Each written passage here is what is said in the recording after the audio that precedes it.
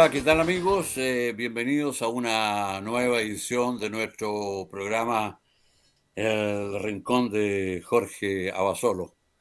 Am, Quiero en esta oportunidad decir algunas palabras, aunque ha sido muy copiosa la prensa para cubrir la trágica muerte del ex presidente Sebastián Piñera.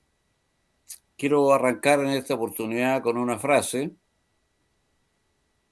esa simple pero decidora. Fíjese la frase que es significativa. Nunca un ser humano podrá conocer los límites y de lo que en realidad es capaz si no se arriesga. Y traigo esto a colación porque conocí a Sebastián Piñera, para pasarle algunas fotos seguramente por ahí. Lo conocí y viajé con él. Y si juntara todos los tiempos en que estuve con él, yo creo que fueron 2 horas a solas, un cumpleaños en su casa que me invitó gentilmente, pero ahí hay mucha gente, no se podía conversar a solas, um, porque eran muchas las personas que estaban ahí. Yo tengo una muy buena impresión de él. Sé que no categoriza fácilmente Sebastián Piñera. No hay cómo clasificarlo respecto de los 4 humores que hablaban los griegos, ¿no? Piñera era un tipo polifacético y yo creo que conforme a las circunstancias, me voy a atrever a decirlo, adoptaba un tipo de personalidad conforme a las circunstancias que estaba viviendo. Digo esto porque después de la trágica muerte de él se han dicho muchas cosas, algunas muy insolentes, y eso habla de la educación cívica bastante burda que tenemos, porque yo creo que, en lo personal, yo dejé de hacer lo que estaba haciendo cuando me enteré de su muerte. Y si hubiese sido alguien que perteneciente al mundo de la izquierda, me habría sucedido lo mismo. Es por lo que lo entregó. Hay muchas críticas ahora y yo siempre contesto de la misma manera. Cuando muere alguien, famoso o no, y se le hacen críticas negativas, yo digo, oye, ¿dejó más al debe o al haber? Si es al haber, perfecto, merece entonces muchos elogios. Además, todos tenemos claroscuro, todos tenemos aciertos y desaciertos. Yo lamenté muchísimo la muerte de Sebastián Piñera, pero él era un hombre que no solamente corría riesgos en los negocios, sino que en todo su desempeño. Pensemos que había tenido 2 accidentes en este helicóptero, se le había dicho, amigos de él, cómprate un helicóptero más seguro, porque este costaba 900.000 pesos, con 10 o 15 millones de pesos más que los tenía si era mega millonario, habría comprado un helicóptero de estos que incluso pueden planear o sostenerse en el aire.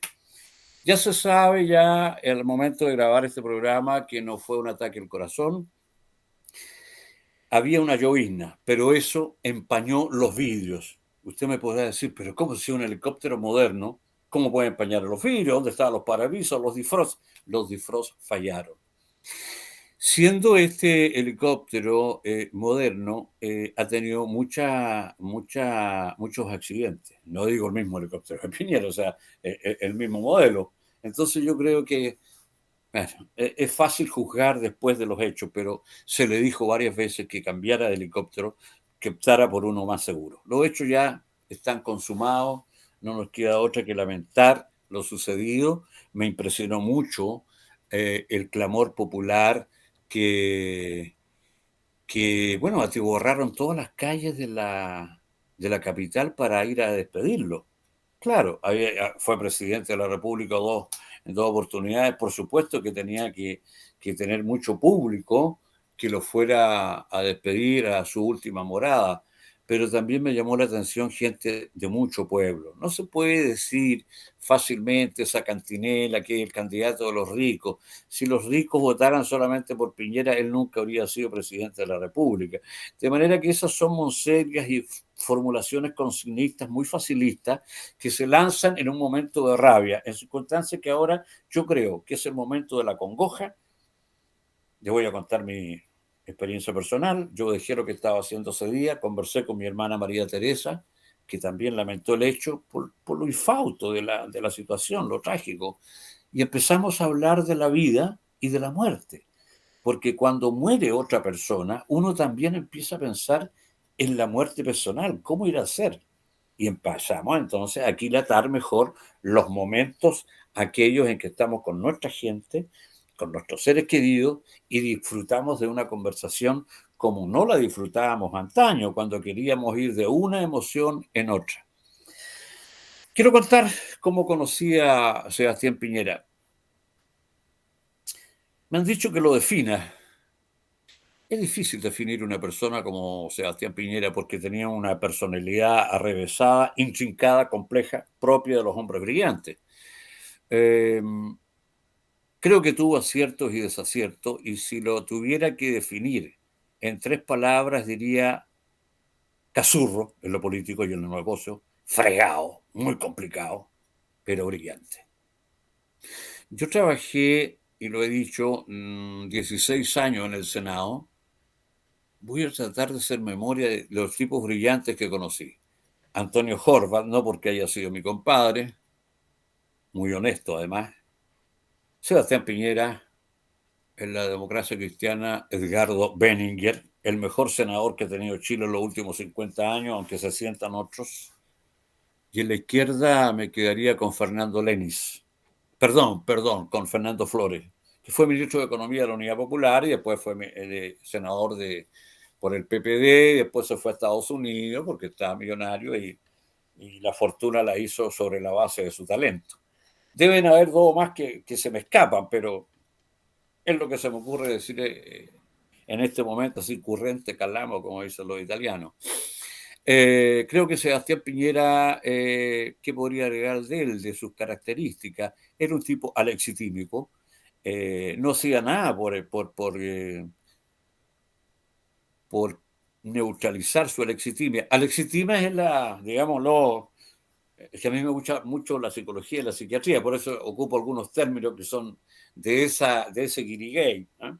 La exitismo es la dificultad que tiene una persona para expresar afectos, sentimientos.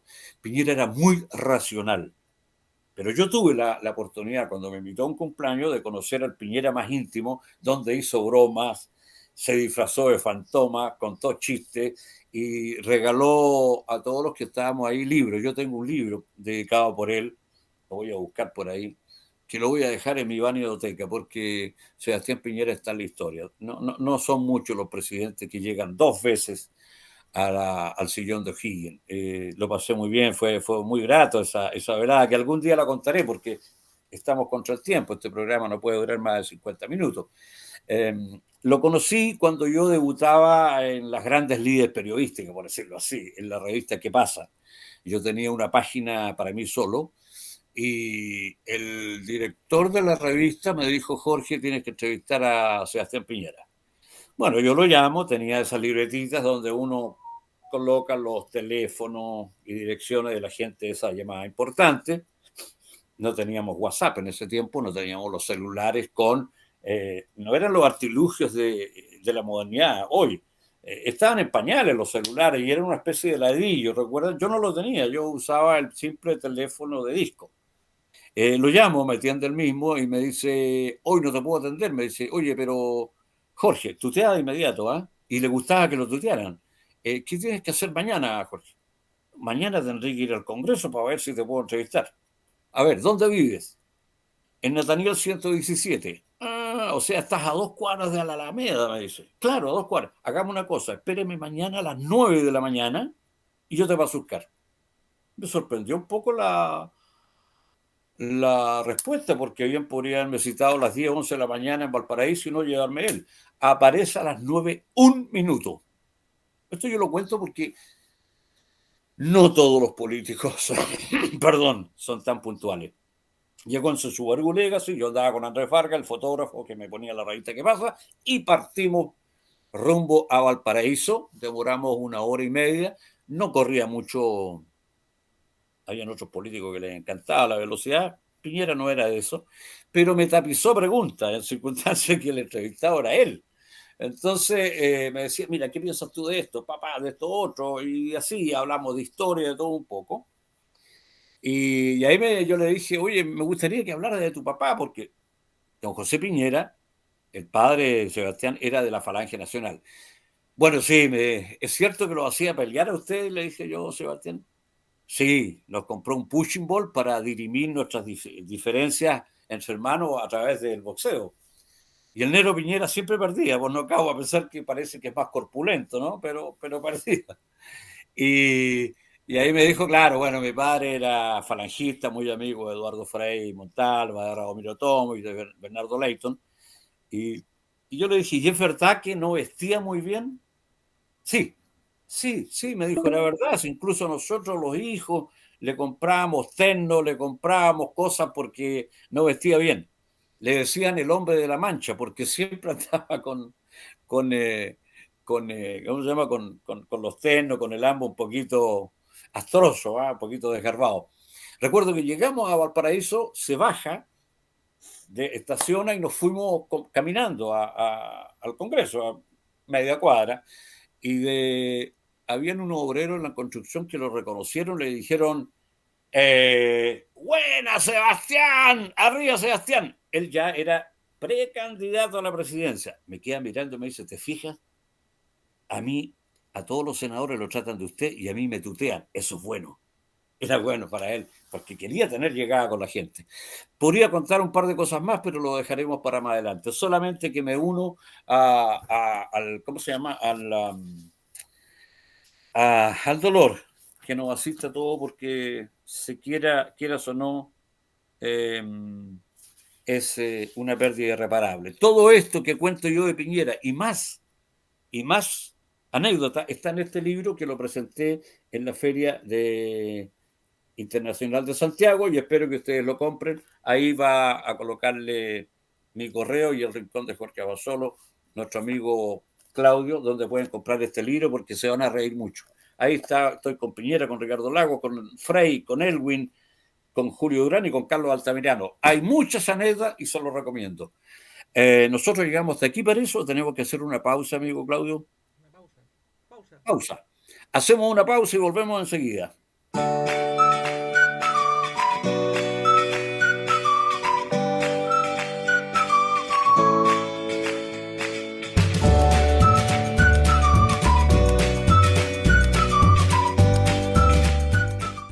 Estamos por gentileza de Constructora Héctor Vega Zúñiga, Ingeniería, Maestranza y Montajes. Ya hemos dicho que es mucho más que una empresa. Yo diría que es una empresa gregaria que siempre se acerca a la comunidad para ayudar a aquellos sectores menesterosos que por falta de recursos no pueden tener desde alcantarillado, casetas sanitarias, y ahí está Maestranza Héctor Vega Zúñiga, llegando a la gente, entregándose a la comunidad, porque esta empresa tiene muy claro que quien no vive para servir no sirve para vivir. Desarrollo, fabricación de proyectos de ingeniería y obras civiles. Ahí va a aparecer nuestro amigo Claudio Rojas, el editor va a poner el aviso, una inmensa, tremenda constructora que también se preocupa del factor, digo yo, el factor humano. Perdón, estaba recibiendo una llamada. Estamos en el teléfono 41-316-0200, constructora Héctor Vega. Los links, ya le he dicho, San Pedro de la Paz, esa es la dirección. Aprovechando que estamos en comerciales, yo le comento que este libro, Política y Humor, que presenté, gracias a Dios, con mucho éxito en la Feria del Libro, eh, quedan ejemplares. Tuvimos un éxito rotundo con la presentación de este libro de Guillermo Holman, André Yufé y la doctora María Luisa Cordero. Si ustedes lo quieren adquirir y reírse un poco de los señores políticos, pueden enviar un correo ahí a el rincón de Jorge Abasolo, que va a aparecer, nuestro amigo Claudio lo va a poner, o si no, jorgeeibar13 gmail.com. Nosotros se lo enviamos por Starken, usted nos da la dirección. Si usted quiere, se lo vendemos en 20,000 pesos con el pago de Starken incluido, lo recibe en su casa. Y si no, se lo vamos a vender en solamente 12.000 pesos. Primero a lo mejor se lo vendemos solamente en 10, pero usted paga el envío del Starker, como usted quiera, usted elige y creo que va a pasar un momento muy entretenido. No es lo más salutífero que yo lo recomiende, pero tanto André Yufé, la doctora Cordero, Cote Evans en el programa El Conquistador también lo recomendó mucho y creo que está bien logrado, sí. No hay que ser demasiado humilde, pero creo que está bien logrado y ya estamos pensando en el segundo tomo porque esto va a ser una saga. Y bien, llegamos al segundo módulo de este programa, El Rincón de Jorge Abasolo, para presentar a un entrevistado que yo lo conozco hace muchos años, lo había leído, Antonio Rojas Gómez. En el programa pasado yo hablé de esta novela, es una pequeña reseña, ¿m? Porque está fría la noche, un libro de cuentos que realmente captura desde la primera página, aunque el Génesis, según Eva, que es uno de los cuentos, yo lo encontré bastante surrealista, pero el primero, Olivia, me dejó hackeado en positivo, realmente notable. ¿Eh? Para esto se requiere talento. ¿Qué podemos decir de Antonio Rojas Gómez? A ver, ¿qué dice la biografía oficial? Se ha ganado un nombre entre los narradores chilenos del fin del siglo XX, más que obvio, y comienzo del siglo XXI. Sus libros abordan la problemática del hombre de hoy con un enfoque humanista propio del pensamiento del autor, que ha desarrollado una trayectoria, digo, importante en el periodismo y en el mundo académico, porque ha sido director y subdirector de publicaciones de alcance nacional y profesor en varias universidades. Por 5 años fue director de la Escuela de Periodismo de la Universidad Miguel de Cervantes y otros 2 se desempeñó como vicerrector académico de la Universidad de Aconcagua. Es autor de más de una decena de libros y figura en antologías de Chile y el mundo como Canadá, Italia y Rusia. Con la editorial Forja ha publicado un relato infantil, El Jardín de los Suspiros, y la novela La Mujer del Jardinero, ganadora del Premio Pedro de Hoya 1971. Está fría la noche, de editorial Forja. Gracias a Daniela por haberme hecho llegar este libro, que lo leí de un suácate, porque no tiene más de, 126 páginas y se leen realmente en una tarde, en una noche. Va a depender del tiempo que ustedes pongan estas vacaciones, pero eso lo recomiendo porque es un libro realmente notable. Yo creía que había leído toda mi cuota de cuentos y novelas entre el 1995 y 2005, pero cuando me llegó esta, la leí y realmente atrapa, te envuelve, es incitadora, y por lo tanto, gracias Antonio por estar con nosotros, muy amable. ¿Eh? Gracias a ti, Jorge. Gracias a ti por invitarme a conversar. Antonio, ¿qué poder decir de la literatura, de alguien que escribe? Pero no se puede negar que el origen y el medio son factores no coadyuvantes, yo diría que son factores fundamentales en toda creación literaria. Entonces, el origen y el medio, ¿cómo influyeron en ti para hacer de ti no solamente un periodista, sino que un buen escritor? El origen y el medio son fundamentales para todo artista, digamos, para todo creador. El origen porque uno responde a lo que es, a sus raíces, a dónde viene, de dónde viene. Y el medio en el cual se desenvuelve, es le permite, el que le permite vivir, hacerse una vida, tener ideas, tener pensamientos, tener sentimientos, ilusiones. Y eso tiene que plasmarlo en su obra, cualquiera esta obra sea, cualquier tipo de obra. sea una obra pictórica, sea una obra musical, sea una obra literaria, como es el caso mío, ¿no? Yo soy escritor. Eh, claro, yo escribo de lo que yo he vivido, del medio en que yo me he desenvuelto y en que me sigo desenvolviendo y sigo viviendo y sigo escribiendo. Claro. Oye, Antonio, Marcel Proust decía que escribía para recordar. Hay otros que dicen que escriben para olvidar. A mí me gusta Gabriel García Márquez cuando me interpreta, fíjate, cuando dice que él escribe para que lo quieran sus amigos. En esta tríada, ¿dónde te ubicas mejor? No, yo no escribo para eso. No, no escribo ni para olvidar, ni para recordar, ni para los amigos. Yo escribo para expresarme. Yo escribo para manifestar lo que la vida me ha dado, lo que yo he vivido, lo que he aprendido. Y el ser humano que soy, el ser humano que he llegado a ser. Eso es lo que yo quiero manifestar en mis obras, en mi obra literaria. Eso es lo que yo quiero hacer, lo que yo busco manifestar. Expresarme, expresarme a mí como como un ser que ha vivido, que tiene experiencias que pueden ser interesantes y útiles para los lectores, para quienes las conozcan a través de mis obras. Claro, pero a ti te conocemos más en la faceta periodística. Eres Sí, periodista, trabajaste en las últimas noticias, ¿verdad? muchos Claro. años trabajé en las últimas noticias ya.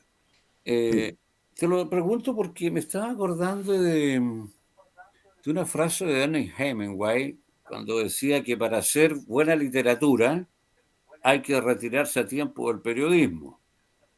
Pero después vino John Dos Pasos, que estuvo en Chile, entre paréntesis, y dijo, mire, con talento se pueden hacer las dos cosas bien. Bueno, tú estás en el segundo registro, categoriza la segunda parte, porque las dos cosas las haces muy bien. Ahora, hay un momento en que te atrapa más la literatura que el periodismo, te desgajas. Eh, bueno, yo trabajé en el periodismo desde muy joven, desde los 17, 18 años. Empecé yo a trabajar en el periodismo, aún antes de haber estudiado la carrera en la universidad. Después entré a la universidad, sí, ¿Pero pero trabajabas en algún diario? eh, eh, trabajaba en el diario que se llamaba Las Noticias de Última Hora, la Última Hora famosa. Salía en la tarde. ¿No estaba Era, Clodomiro Almeida ahí? estaba José Toá. José Toá, Pepe Toá, José del Pepe Toá era el director. ya. Cuando yo trabajé ahí en la Última Hora. Sí, porque había otro diario en esa época, La Opinión, que dirigía Juan Bautista Rossetti, ¿no? Sí, Juan Bautista Rossetti. Pero anterior a ti, de todas maneras. No, si Juan Bautista Rossetti era, yo trabajé en la radio Nuevo Mundo y cuando Juan Bautista Rossetti era todavía el propietario de la radio Nuevo Mundo. Ya, Después se la vendió a los propios trabajadores, eh, a la gente que estaba, a los locutores, los periodistas, hicieron un equipo ahí y compraron la radio. claro. Oye, Antonio, ¿y eh, hay algún escritor, uno o dos, que hayan influido en tu literatura? Mira, cada escritor que uno lee lo influye de alguna manera. Mm, Eh, las influencias que yo reconozco más fuertes, los escritores que me han impresionado mucho y que yo he tratado de seguir. En primer lugar, Pío Baroja. ¿Eh? Tío Barahoja. Pío Baroja fue un gran novelista, Salacaín extraordinario, era aventurero. sí, extraordinario novelista. Y Pío Baroja, bueno, maestro de Ernesto Hemingway, otro gran escritor que yo admiro mucho y que yo he leído mucho. Ah, también Baroja influyó en Chile a Joaquín Eduardo Bello. Mira, Bien, mi cronista favorito, lo tengo aquí, lo leo siempre, tengo todas las obras de él. un gran cronista, el cronista número uno de Chile, Sí, un Joaquín genio. Eduardo Bello. Claro, también reconocía la influencia de Baroja. Y un novelista también chileno muy bueno que fue premio nacional, Salvador Reyes. Salvador Reyes. Salvador Reyes también conoció a Baroja en España, en Europa, y era muy entusiasta, seguidor de Pío Baroja. Yo también. Yo me declaro eh, en esa línea. Creo yo que la prosa mía está en esa línea. Procuro yo Me seguirla. estaba acordando de una anécdota que me contó Leopoldo Castedo, lo frecuenté muchas veces, y me contaba que cuando llegó a Chile, él llegó en el Winnipeg en el año 39, entonces ya venía premovido de cierta estrella, de cierta jineta intelectual y de gran deportista, porque fue un gran deportista, estuvo en la Olimpiada, Leopoldo Castedo. Entonces la creme de la creme, la inteligencia chilena o la cofradía de literatos intelectuales le dijeron, señor Castedo, usted tiene que conocer a don Joaquín Orbello, que es nuestro gran cronista. Y Leopoldo Castedo dijo, claro, cómo no, llévenme. Lo llevaron ahí donde Joaquín Orbello y se lo presentan y Joaquín Orbello le dice al señor Castedo, bienvenido a este país donde solamente los locos y los niños son felices. Porque este es un país de carácter grisáceo. O sea, hay gente que dice que somos humoristas. No, yo creo que el chileno es de la talla intempestiva, que sale en los estadios, en un velorio, pero eso no es humor. Es simplemente una cosa disruptiva, la morcilla que llaman en teatro, pero el humor es mucho más que eso. Pero quiero llevarte a otra pregunta, amigo Gómez. Graham Greene, me voy a acordar de Graham Greene, que estuvo en Chile, que era Sí, él se definía como un católico intermitente. ¿Eh? Bueno, Graham Greene decía que la infancia es la capital de todo escritor. A mí eso me interpreta, porque muchas cosas que yo he escrito eh, están forjadas en la infancia, no todas. Pero ¿te llega esa frase, Antonio? la infancia, yo creo que la infancia es muy importante para un escritor. Es muy, para mí por lo menos. Mi infancia lo fue. Ahora, yo empecé a escribir a los 5 años. Yo aprendí a leer y a escribir con mi abuela, con mi abuelita, y mi abuelita llegó de España con mi mamá, niña pequeña. Es decir, mucho antes del Winnipeg, ¿eh? Ya. Pero ella me enseñó a mí, me enseñó a leer y me enseñó a escribir. Y yo leía los cuentos de Callejas, esos cuentecitos que eran chiquititos. Entonces yo quería escribir también mis cuentos.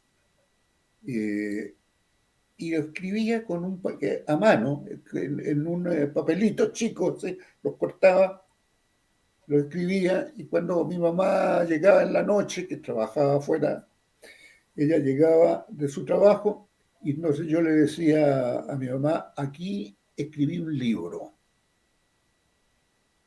hazme el librito. Entonces mi mamá lo cosía los papelitos, la hojita, así, y esos cuentos que yo escribía desde los 5 años hasta los 7, más o menos, eh, están, pues existen.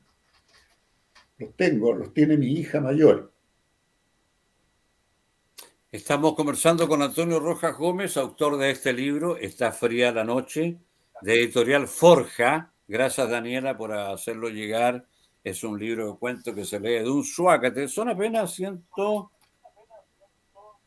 125 páginas, un libro ideal para el verano. Antonio, tú como periodista, habiendo trabajado en tantos diarios, tienes que haberte codeado, conocido o hacer amistad intensa o incipiente con grandes del periodismo y de la literatura. Estoy pensando en Daniel de la Vega, que me gusta mucho, pero pueden haber Sí, otros. sí, claro. Bueno, Daniel de la Vega trabajó muchos años en las últimas noticias, pero antes de que yo llegara. Pero allí en las últimas noticias yo trabajé con Filebo, Luis con Sánchez Luis Sánchez Latorre, pues. Latorre, claro, gran Selecciones escritor. escolares, uno de los grandes maestros que yo entrevisté cuando estaba recién balbuceando mis líderes literarias con grandes personajes. Una Sí, eminencia, sí, claro. Luis Sánchez Latorre fue un escritor importante. Fue presidente de la Sociedad de Escritores de Chile exactamente. en una etapa bien difícil y ardua. Y lo hizo muy bien, y tuvo el reconocimiento de todos los sectores. Fue reconocido plenamente siempre Luis Sánchez Latorre por la forma en que dirigió la Sociedad de Escritores de Chile. Y por la forma en Y, que dirigía la primera revista que me compraban mis padres cuando yo era niño, Selecciones Escolares. así, ¿eh? Y después lo conocí y ahí me atreví a pedirle una entrevista cuando presentó, perdón, en el Canal 11 el primer libro que hizo Fernando Villegas, Teología para Incrédulos. Ya, Y ahí lo comparó con un escritor inglés que también bastante ácido, muy cáustico, pero no me acuerdo el nombre, ¿eh? Pero ahí lo conocí y muy gentil, era un caballero, me dijo encantado y fui a su casa, me esperó con una once, volví un par de veces más y quedaron por ahí algunas fotos y entrevistas. Eh, Te voy a hacer una pregunta muy difícil, Antonio, que es fácil formularla, pero a por Dios ver, que es difícil contestarla. Se le a ver. hicieron a Thomas Mann. ¿Por qué recomendarías tu libro? Bueno, a Thomas Mann le preguntaba por qué recomendaría usted La Montaña Mágica. Bueno, Ah, ¿por qué recomendaría Esta fría la noche? Mira, que ahí tienes que dejar de lado la humildad para responder esto. eh, yo recomendaría Está fría la noche porque es un conjunto de cuentos eh, muy variados. Hay cuentos de todo allí. Ese libro tiene una introducción, ¿no? Que se llama Cajón Desastre, que es un homenaje que yo le rindo a un periodista español que yo conocí cuando yo empecé en el periodismo. Se llamaba eh, Isidro Corvinos Gómez. Muy amigo de Isidro, Julio Martínez. claro, Isidro ¿Se Corvinos era, dedicó al deporte, Isidro Corvino? sí, sí, él escribía en deportes. Yo empecé trabajando en la sección deportes en el diario de la última hora. En los Y tiempos, perdón, en que Pepe Navasal hacía deportes también. no, Pepe ya no, Navasal empezó haciendo deporte, ¿eh? sí, pero ya no, ya. No, él Después estaba ya, derivó a la política internacional. sí, sí, estaba ya en el Mercurio, sí, Mm. Navasal ya estaba ahí en en su otra arista, digamos.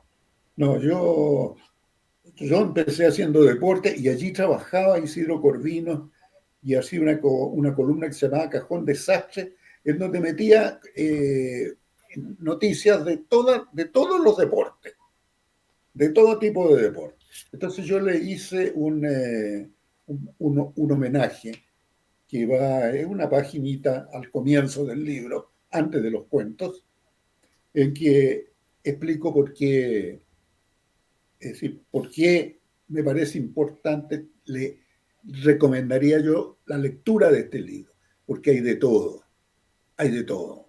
Hay niños, hay viejos, hay animales, No, ¿ah? los temas son muy variopintos. Hay de todo, es muy variado, y entonces nos presenta una, una visión caleidoscópica, diría yo, de la sociedad en que nos movemos, de la sociedad nuestra. Sí, De este yo mundo, creo que a del ti, de hoy. tú con estos cuentos nos paseas, Antonio, por toda la gama de emociones que tiene el ser humano. A mí hay uno, no sé si el último o penúltimo, que es un cuento un poquito, me dejó en un estado apesadumbrado, pero el cuento está extractado, digo, de la más cruel e irreverente realidad, porque la realidad muchas veces es irreverente.